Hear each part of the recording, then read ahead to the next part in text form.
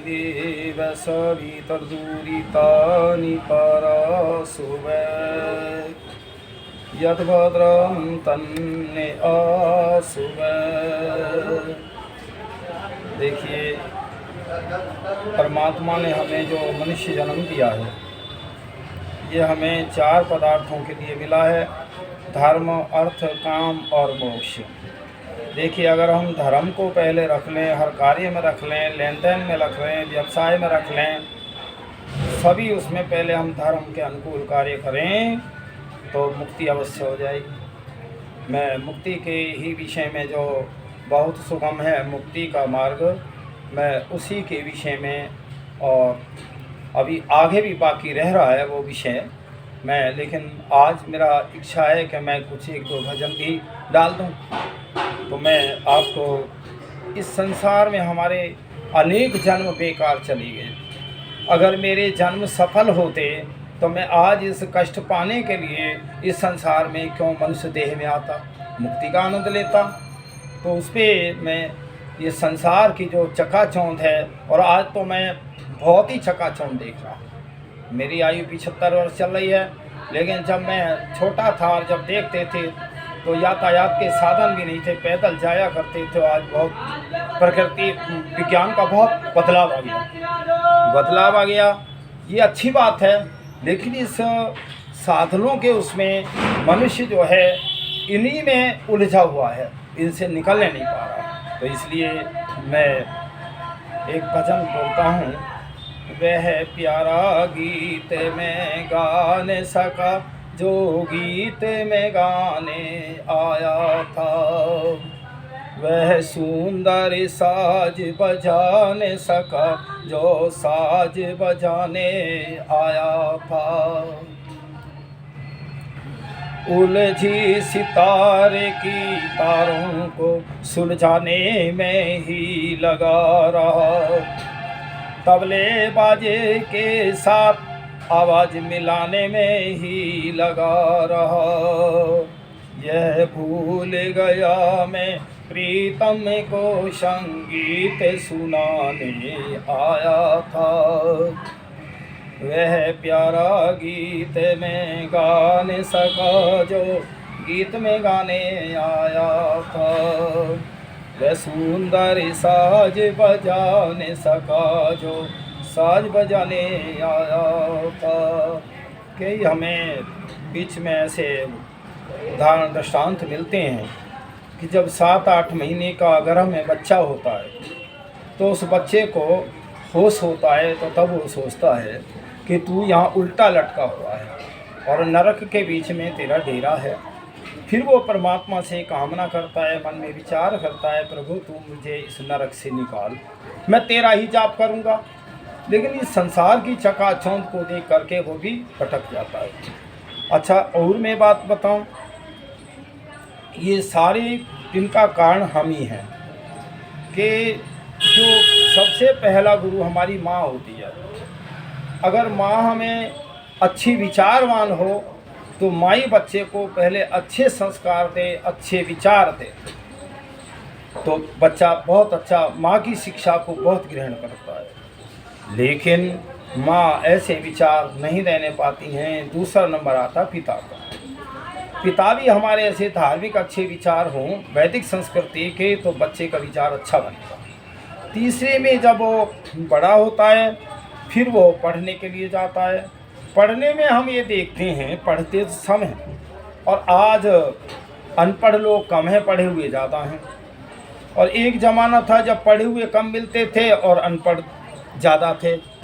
लेकिन उन अनपढ़ों में सदाचार था, उनमें धर्म था, दया थी, हिंसा प्रवृत्ति नहीं थी, एक दूसरे की मदद करते थे। और आज पढ़ लिख करके ये मनुष्य जो है शैतान बन गया। तो फिर कहाँ दिक्कत कहाँ आई? बच्चे की कमी है या हम उस बच्चे का जो माता पिता और गुरुओं की कमी है? तो इसलिए यहाँ इस संसार के लोगों, जब तक तुम शिक्षा को सही नहीं करोगे, शिक्षा जब तक वेदों के अनुकूल नहीं होगी तो संसार भी सही नहीं बनेगा। और मैं एक बात बताना चाहता हूँ कि आजकल बैंकों में घोटाले हो रहे हैं। बैंकों में अनपढ़ हैं या पढ़े लिखे हैं? आज बच्चों को उठा ले जाते हैं, उनका फ़ोन पे कहते हैं इतने पैसे दे जाओ। वो पढ़ा लिखा है या अनपढ़ है? तो इसलिए हिंसा प्रवृत्ति कर रहा है। वो पढ़ा लिखा है या अनपढ़ है? मैं फिर भी एक बात बताना चाहता हूँ, जो अनपढ़ है वो इन कामों में है भी नहीं, वो डरता भी है। तो इसलिए शिक्षा कहाँ हुई? तो इसलिए शिक्षा तो अविद्या को दूर करने के लिए होती है, ज्ञान प्राप्ति के लिए मिलती है। ये शिक्षा ज्ञान प्राप्ति की नहीं है। देखिए 3 चीज़ हैं संसार की, ज़्यादा की आवश्यकता नहीं है सोचने की। 3 को समझ लो तो आपका कल्याण हो जाएगा। 3 में सबसे पहले हम ईश्वर को समझें, दूसरे में मैं एक आत्मा हूँ, तीसरा ये प्रकृति है। तो जो जितना भी आजकल पाठ्यक्रमों में पढ़ाया जाता है, ये तो पढ़ाया जाता है कि तुम धनवान कैसे बनोगे, इस संसार के बारे में पढ़ाया जाता है केवल। ये नहीं पढ़ाया जाता कि भाई ये संसार बनाया किसने है और तू किसने लिए आया। चाहे वो अन्याय अधर्म से कितना ही धन इकट्ठा करे, उसका सुख भोग रहा है, उसको सुख समझता है। तो ये कारण जो है तो हमारे समाज की, तो ये है, हम दोषी तो हम ही हैं। तो बच्चा जैसी माँ होगी, जैसा पिता होगा, जैसी गुरुओं की शिक्षा होगी वैसा ही बनेगा, जैसा राजा होगा, जैसे न्यायकर्ता होंगे वैसे ही तो बनेगा वो। तो बच्चे की क्या कमी है? तो इसलिए मैं अभी तो देखिए, मैं आसन भी न लगाने पाया, परमात्मा के ध्यान भी न करने पाया। आसन भी सिद्ध न कर पाया, न प्राणायाम को अपनाया। हृदय मंदिर में रहता है, फिर भी दर्शन न कर पाया। चिंताओं ने मकड़ी की तरह कुछ ऐसा जाल बिछाया था। देखिए मेरी आवाज़ तो विश्व के लोगों में जा रही है, कहीं कहीं भाषा का, कहीं कहीं क्या प्रयोग है। मैं यह उदाहरण जो दिया है ये मकड़ी का है। आपने मकड़ियों को देखा होगा, मकड़ी जाला बनाती है और वो जाला अपना तंतु से, अपनी लार से बनाती है, ताना बाना बुनती रहती है मकड़ी, और कई बार उसी अपने ताने बाने में मकड़ी फंस जाती है। इसी प्रकार या संसार में हम अपने ताने बाने में फंस जाते हैं, अपने ही किए कर्मों में फंस जाते हैं। कहीं कोई जेल काट रहा है, कहीं कोई कुछ है, कहीं कोई कुछ है। तो ये कारण क्या हुआ? हम ही तो हुए। तो इसलिए हम इतनी जो है अपने काम को बढ़ा लेते हैं, हम अन्याय धर्म अधर्म को नहीं जानने पाते, तो हम फिर अविद्या के कारण फंस जाते हैं। ये है मूल कारण। वह प्यारा गीत में गा न सका जो गीत में गाने आया था, वह सुंदर साज बजा न सका जो साज बजाने आया था। आसती मानव देह पाकर मैं उत्तम कर्म कमाऊंगा, इस जन्म मरण के बंधन से अब मैं छुटकारा पाऊंगा। मुक्ति पाने के लिए मैंने यह नर्तन चोला पाया था। मुक्ति विषय जो मेरा चल रहा था उसी के अंतर्गत ये भजन है। देखो एक बात सुनो, जितनी संसार की योनियां हैं मनुष्य छोड़ करके, वो योनियां सारी भोग योनियां हैं। मनुष्य योनि कर्म योनि है। अब मैं गीत गा रहा हूँ, आप सुन रहे होंगे, तो ये मैं मनुष्य जन्म में ही गीत गा सकता हूँ। किसी पशु पक्षी कोई ना परमात्मा की प्रार्थना कर सकता, ना गीत गा सकता, ना अपने दुख की बात कह सकता। इसलिए मनुष्य जन्म कर्म योनि है और अन्य योनि भोग योनियाँ हैं। जब इस आत्मा के कर्म जो है गलत होते हैं, पाप के कर्म होते हैं, तो परमात्मा फिर मनुष्य का जन्म नहीं देता। इन योनियों में, भोग योनियों में मनुष्य का इस आत्मा को जन्म देता है, ताकि वो जो आत्मा ने पाप किए हैं उनको भोग करके, और वो एक तरह वो पाप नष्ट हो जाते हैं, तब जो मनुष्य योनि में आता है। अब मैं एक बात बताना चाहता हूँ, तुम ये चाहते हो कि मनुष्य योनि ऐसे ही आराम से मिल जाए। आज विश्व की जनसंख्या लगभग कहते हैं लोग 8 अरब है। चलो हमने 8 मान लिया, 8 अरब, इतनी बड़ी दुनिया में मनुष्य 8 अरब। और आप चींटी, हाथी, पशु पक्षी गिने तो कितने हैं? एक विद्वान लोग कहते हैं कि 1.5 बाई 1.5 किलोमीटर के एरिया में 2.25 किलोमीटर बना, तो 8 अरब नन्हे नन्हे परमाणु, चींटी, पशु पक्षी, मनुष्य 2.25 किलोमीटर में रहते हैं, जितने सारे विश्व के अंदर मनुष्य हैं। तो आप इसी से लगा सकते हैं कि मनुष्य योनि कितना दुर्लभ है।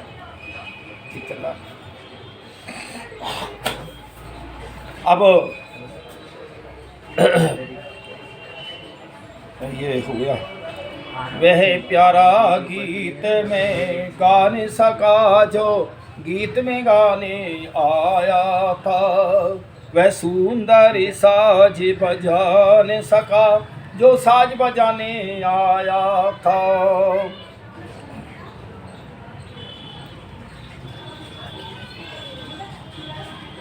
इस घोर अंधेरी नगरी में मैं ज्ञान की ज्योति जगाऊंगा, करके प्रकाश निज जीवन में संसार को भी चमकाऊंगा।